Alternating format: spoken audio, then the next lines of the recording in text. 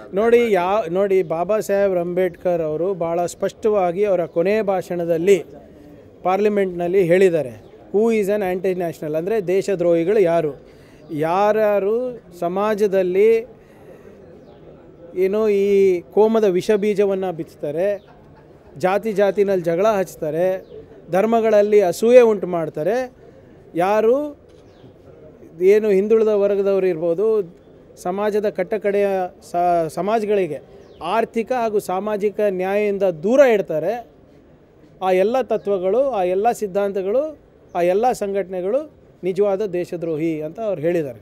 ದಯವಿಟ್ಟು ಅದು ಸ್ಪೀಚ್ ಓದಿರಿ.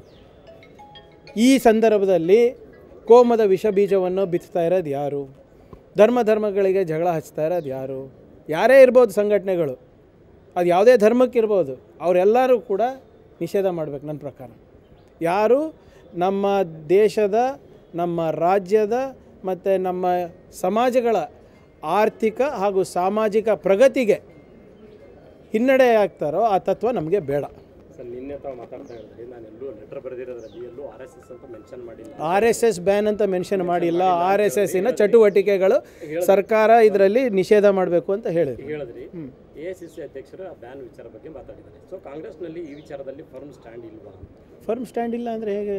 AICC ಅಧ್ಯಕ್ಷರು ಯಾರು? AICC ಅಧ್ಯಕ್ಷರು ಹೇಳಿದ್ಮೇಲೆ ಇನ್ನೇನು ರೀ ಫರ್ಮ್ ಸ್ಟ್ಯಾಂಡು? ನಿನ್ನೆನೇ ನಾನು ಹೇಳಿದ್ದೀನಿ. ನೋಡಿ, ಬ್ಯಾನ್ ಅಂತಲ್ಲ. C, when they are not even registered, ಎಲ್ಲಿ ಹುಡ್ಕೊಂಡು ಹೋಗ್ತೀರ ಅವರಿಗೆ? ಅವರಷ್ಟು ಹೇಡಿಗಳೇ ಯಾರಿಲ್ಲ. ರಿಜಿಸ್ಟ್ರೇಷನ್ ಯಾಕ್ರಿ ಮಾಡ್ತಾ ಇಲ್ಲ? ಈಗ ಏನೋ ಒಂದು ದೊಡ್ಡ ಅನಾಹುತ 250 ಕಡೆ ನಾವು ಪಥಸಂಚಲನ ಮಾಡ್ತೀನಿ ಅಂತ ಹೇಳಿದವರು ಬರೀ ಮಾಹಿತಿಗಾಗಿ ಕೊಟ್ಟಿದ್ದಾರೆ, ಪರ್ಮಿಷನ್ನೇ ಕೇಳಿಲ್ಲ. ನಾನು ಯಾಕೆ ಪರ್ಮಿಷನ್ ಕೇಳಿಲ್ಲ ಅಂತ ಕೇಳ್ತಾ ಇರೋದು ಅಷ್ಟೇ.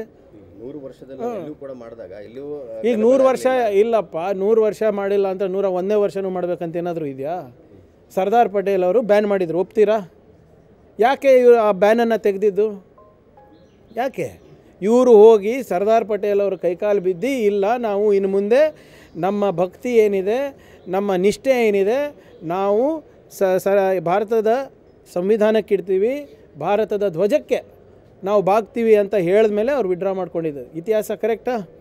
ಅದಾದಮೇಲೆ ಇಂದಿರಾ ಗಾಂಧಿ ಅವರ ಎಮರ್ಜೆನ್ಸಿ ಬಂದಾಗೂ ಕೂಡ ಇದೇ RSS ಅವರು, ದಿಯೋರಾ ಅವರು ಅವಾಗ ಏನೋ ಸರ್ಸಂಚಾಲಕಿದ್ರು, ಅವರು ಏನೇನು ಪತ್ರಗಳು ಬರೆದಿದ್ದಾರೆ ಇಂದಿರಾ ಗಾಂಧಿ ಅವರಿಗೆ, ಎಮರ್ಜೆನ್ಸಿಯನ್ನು ಶ್ಲಾಘಿಸಿ ಬರೆದಿರೋದಂಥ ಪತ್ರಗಳು ಓದಕ್ಕೆ ಹೇಳಿ RSS ಅವರಿಗೆ.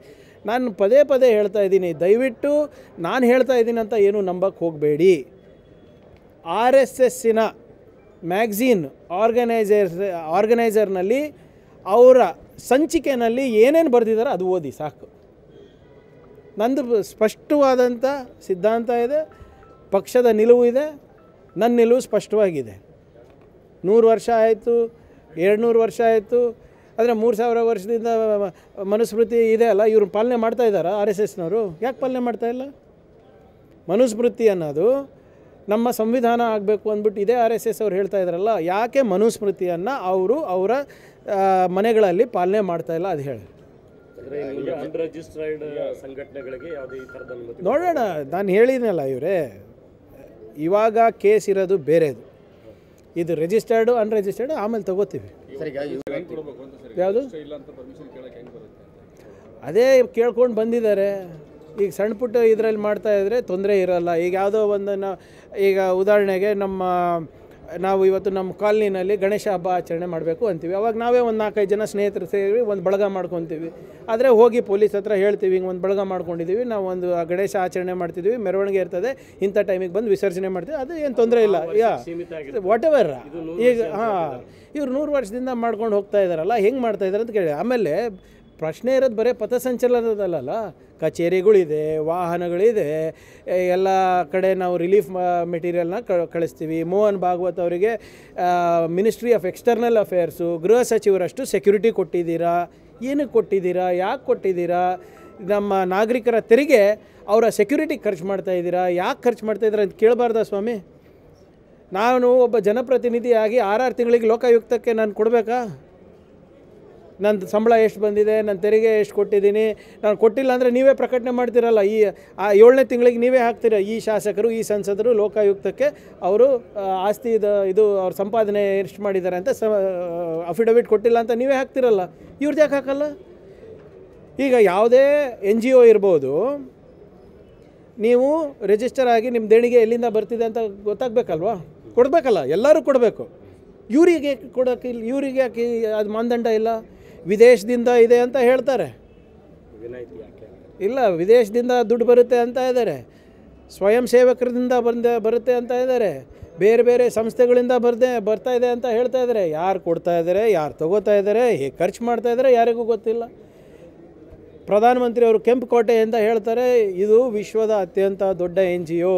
ನಾನು ಕೇಳ್ತಾ ಇರೋದು ಅದೇ, ವಿಶ್ವದ ಅತ್ಯಂತ ದೊಡ್ಡ NGO ಹೇಗೆ ನಡೀತಾ ಇದೆ ಸ್ವಲ್ಪ ಸಾರ್ವಜನಿಕರಿಗೆ ತಿಳಿಸಿ. ತಪ್ಪ? ಅದು ನನ್ನ ಹಕ್ಕಲ್ವಾ? ನಿಮ್ಮ ಹಕ್ಕಲ್ವಾ? ನನ್ನ ಹಕ್ಕು ಬಿಟ್ಬಿಡಿ, ನಿಮ್ಮ ಹಕ್ಕಲ್ವಾ?